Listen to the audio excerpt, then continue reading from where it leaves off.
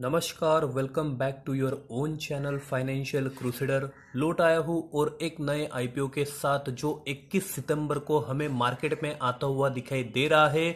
देखिए, camps IPO की अगर मैं बात करूँ, ये भी 21 सितंबर को आ रहा है और उसी के साथ एक और नया आईपीओ हमें आता हुआ दिखाई दे रहा है।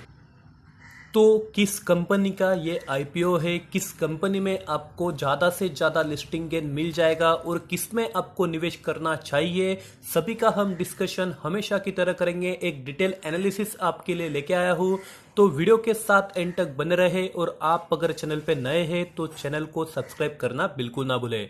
देखिए दोस्तों, इस कंपनी की अगर मैं बात करूँ तो एक केमिकल सेक्टर की ये कंपनी मुझे दिखाई देती है। सारी एनालिसिस में आपको बता दूंगा, उससे पहले आप सभी को जानना इम्पोर्टेंट है।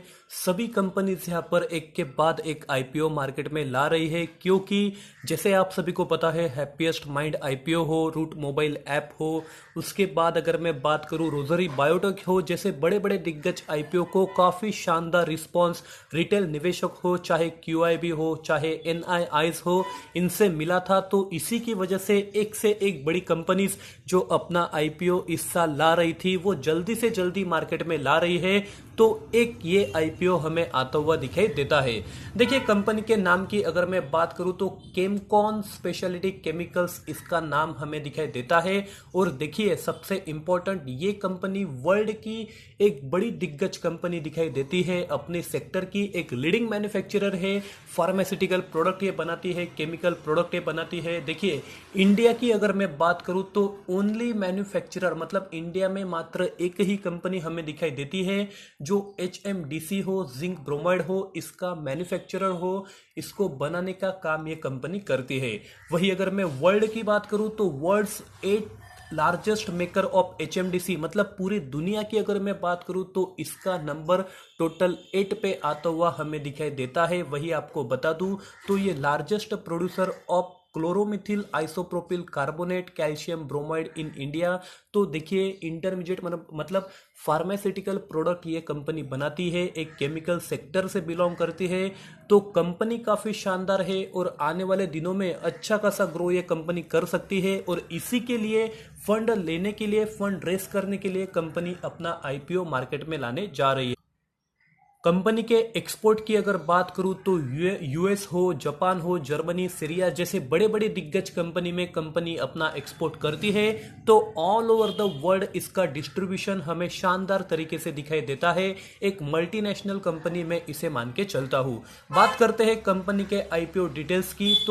तो 21 सितंबर से लेके 23 सितंबर तक ये आईपीओ ओपन रहेगा। बुक बिल्ड इशू टाइप हमें दिखाई देता है। इशू साइज की बात करूं तो पूरा 284 करोड़ का हमें यहां दिखाई देता है, जहां 165 करोड़ का फ्रेश इशू है और रिमेनिंग इशू ये ऑफर फॉर सेल से आता हुआ हमें दिखाई दे रहा है।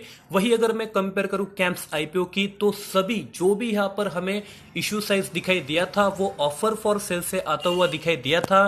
तो यह एक प्लस पॉइंट हमें दिखाई दे रहा है। फेस वैल्यू की बात करूं तो 10 रुपीज पर इक्विटी शेयर हमें दिखाई दे रहा है। प्राइस की बात करूं तो लगभग 300 पर इक्विटी शेयर्स का इन्होंने प्राइस दिया है। 50 शेयर्स आपको एक लॉट में मिल जाएंगे। और लिस्टिंग की बात करूं तो NSE और BSE में दोनों जगह इसकी लिस्टिंग हो जाएगी। सबसे इंपॉर्टेंट पॉइंट जो आपको जानना काफी इंपॉर्टेंट है वो है रिटेल निवेशक कोटा, मतलब मेरे और आप जैसे इन्वेस्टर का कोटा इस आईपीओ में कितना है। तो 35% का हमें दिखाई देता है। और ये भी सेम है जैसा हमें कैंप्स आईपीओ में दिखाई दे रहा था।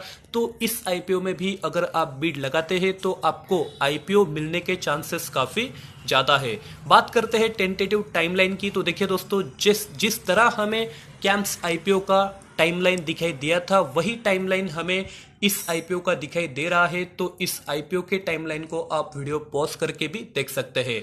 बात करेंगे लॉट साइज की। तो देखिए दोस्तों, मिनिमम 1 लॉट आप लगा सकते हैं और मैक्सिमम 13 लॉट आप लगा सकते हैं रिटेल कोटा से। उसके बाद अगर आप लगाते हैं तो आपको QIB कोटा में आप आ जाते हैं। देखिए, मतलब 1 लॉट हो तो 15,000 का निवेश आप कर सकते हैं और ज्यादा से ज्यादा 2 लाख तक का निवेश आप इसमें कर सकते हैं। फाइनेंशियल जो किसी भी आईपीओ में निवेश करने से पहले इंपॉर्टेंट हो जाता है आपको जानना।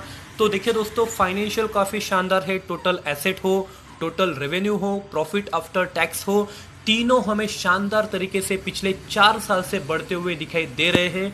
तो कंपनी की अगर मैं बात करूं तो फंडामेंटली, टेक्निकली, फाइनेंशियली काफी स्ट्रांग कंपनी हमें दिखाई देती है। एक दिग्गज कंपनी, अपने ग्रुप की एक लीडिंग कंपनी दिखाई देती है। तो अगर इस आईपीओ की मैं बात करूं, लिस्टिंग गेन की बात करूं, तो ये आपको आईपीओ में क्राउड कैसा है, सब्सक्रिप्शन कैसा है, इसके बाद ही पता चलता है। तो तभी मैं आपको डे 2 पे इसका लिस्टिंग गेन कितना होगा ये बता सकता हूं। पर अगर मैं बात करूं लॉन्ग टर्म की, अगर आप इसमें लॉन्ग टर्म निवेश करना चाहते हैं तो कंपनी फंडामेंटली काफी स्ट्रांग है, आप इसमें लॉन्ग टर्म निवेश करके चल सकते हैं। काफी शानदार आपको रिटर्न इस आईपीओ से, इस कंपनी से मिलने के चांसेस बन जाते हैं। तो यही थी मेरी राय और मेरे एनालिसिस। आपको क्या लगता है, आपकी क्या राय है? क्या आप इस आईपीओ में निवेश करना चाहते हैं या कैंप्स में निवेश करना चाहते हैं? मुझे कमेंट करना बिल्कुल ना भूलें। आशा करता हूं आप अगर चैनल पे नए थे तो चैनल को सब्सक्राइब कर दिया होगा। वीडियो के साथ बने रहने के लिए धन्यवाद। इसी के साथ आज का वीडियो समाप्त करते हैं।